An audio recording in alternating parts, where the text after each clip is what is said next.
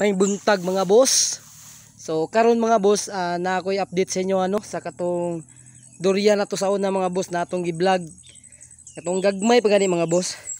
So karon mga boss, dagko na siya So makita naman ninyo na dagko na katong durian na atong gi-vlog sa una So grabe kanindot sa durian mga boss kay gikan sa pagbulak mga boss, magiyap lang ka og 3 ka bulan. So mag-harvest na ka mga boss, pwede na ka mo harvest og gilaw. Pwede na ka mo harvest og gulang na durian. Tapos imong dalon sa market, baligya nimo per kilo mga boss.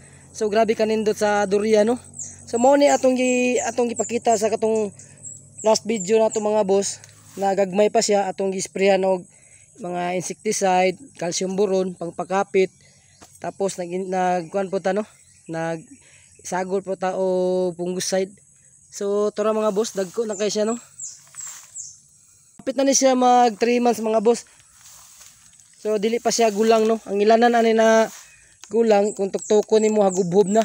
So madungog man yung mga boss na dili pa siya hagubhob. So linghod pa siya. So bata pa kay niya tong durian Bag-o pa ni kinauna niya ning bunga. Pero pasalamat kay naay nilusot. Sa katong pagbulak pa lang ni siya, daghan kini siya bulak diri So kato lang mga boss. Salamat mga boss.